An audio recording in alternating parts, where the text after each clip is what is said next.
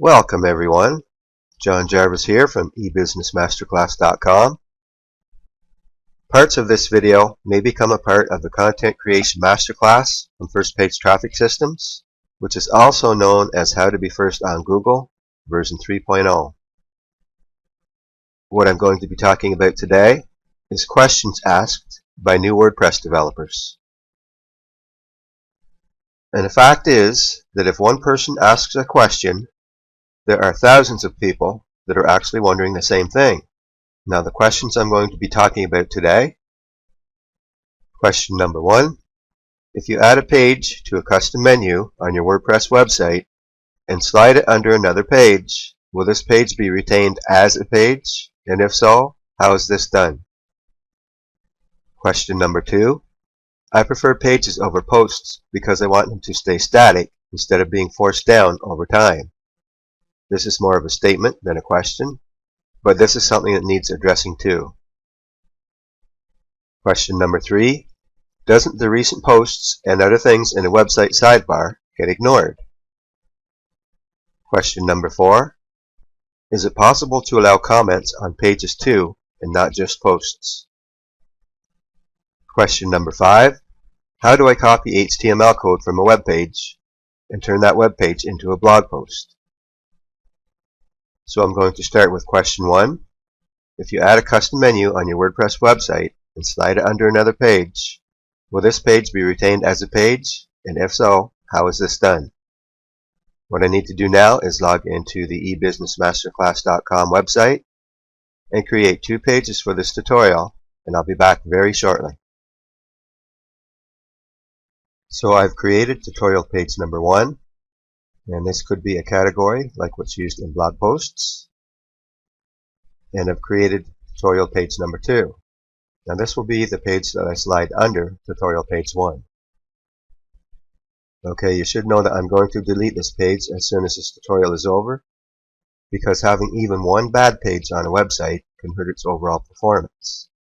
Now a bad page is what I call a page without enough content on it. So let's go to the home page. And what I'm going to be doing right now is adding tutorial page number 1, and it's going to be right beside members right over here. So to do that, you log into your WordPress dashboard, and from here you want to go to Appearance, Menus.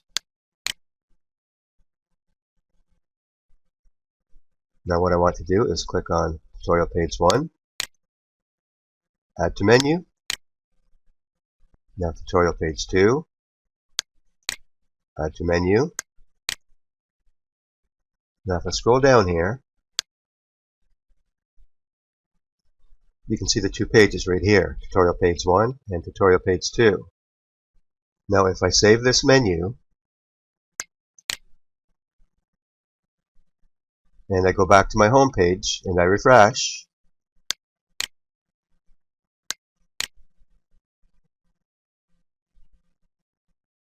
there you go. You can see tutorial page 1 right here and tutorial page 2 down here.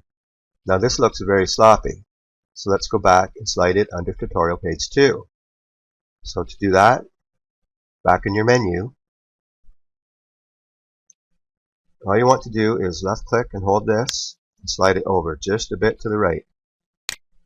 Now you save menu again and go back and refresh.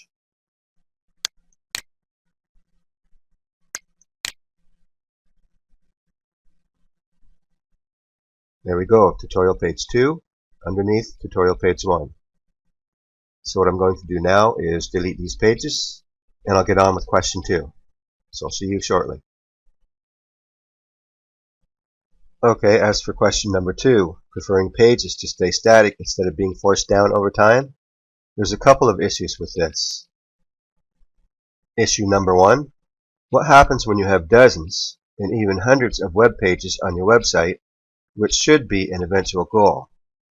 The more pages, the more free website visitors you're going to get from the search engines. Right now, even though my website is still only a few weeks old, there's 47 pages published on my website, along with 15 blog posts. Just imagine what the website would look like with only a fraction, like even only 20% of them in the navigation bar. It just wouldn't make sense. You seen just a minute ago when I only added 2 new pages how sloppy it looked, right?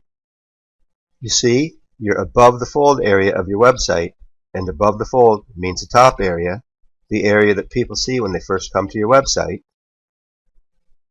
This is prime real estate on your website. What you want to do is keep this area as clean as you possibly can. The only pages you should have in your navigation area are the most important pages of your website. And another reason for post over pages is that it's been many years now since Google started preferring the WordPress websites over what we were using before that. One of the reasons for this is because the robots, or spiders as they're called, find it much easier to crawl blog posts over web pages, and they visit posts more often than they do web pages. It's true that Google, Yahoo, Bing, and the other search engines now prefer ranking blog posts quicker than they do web pages, especially in the past 2 to 3 years. My personal feelings are that if Google will send free website visitors my way, I'll listen to them and I'll do what they prefer. Does this make sense? This is why I say that most of our content should be now published as posts, not pages. And as for question number 3, do recent posts and other things in a website sidebar get ignored? Let's go back online now and I'll explain this. Take a look at what I have in the sidebar area of the eBusiness Masterclass website. All there is this image that offers free tools and training, which of course is my way of capturing people's contact information. And below that is an image that can instantly connect people to the ebusinessmasterclass.com website on Google+, and the Feeds It widget for an estimate of traffic. See how clean this sidebar is? And notice how this image is so eye-catching. One thing to note though is that I should have used a dark blue color as opposed to the black here. Blue is one of the more neutral colors, and it puts your website visitors in a better mood than the black does. On a side note, I'll probably change this sometime down the road. And this website is jarvismarketing.com, and it's very similar. You can see how it's very clean looking. And if I click on the Feeds It widget,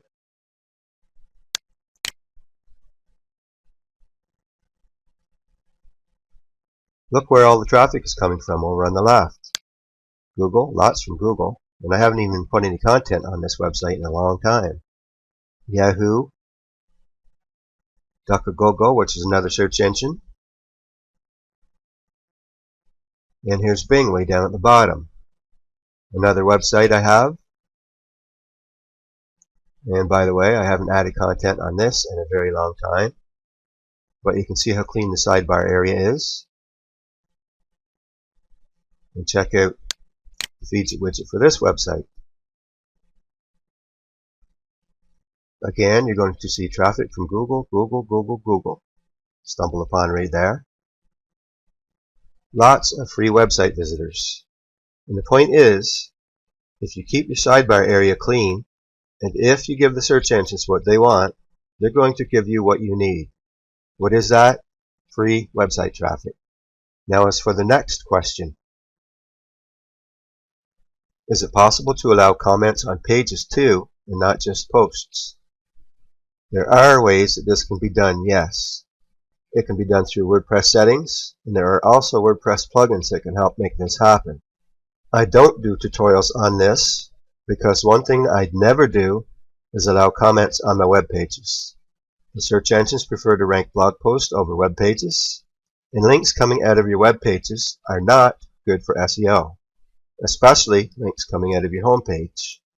Now, if there's something that the search engines don't like, this is something that I never do. And finally, question number 5. How do I copy HTML code from a page and change it into a blog post? What I'm going to do right now is actually show you how to change this web page that this video that you're watching is sitting on into a blog post using the HTML code that's there. And of course, in order to do this, I had to come back online and do it from here. Right now I have this page saved as a draft. It is a page, not a post, and I never published it because it wouldn't make a lot of sense, right? It also doesn't make much of a difference either, other than I may have had to change the title a little bit when I published the post. I would have changed it from questions asked by new WordPress developers to something like 5 questions asked by new WordPress developers, or something similar to that. I would have done this simply to avoid any confusion to the WordPress software when it comes to duplicate titles. Anyway, let's change this page to a blog post so you can see how easy this is done. What I'm going to do here is go New Post. I'm going to call it the same thing. I'm going to give it the title, Questions Asked by New WordPress Developers. I'm going to click on Text and take a preview of this right now. You can see absolutely nothing there. So let's go back to that page. Now this is the page, right? Don't get confused. Click on Text. I want you to highlight all and copy.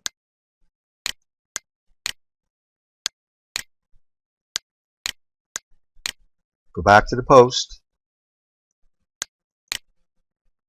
Put your cursor right here and paste. Now if I scroll up, preview the changes.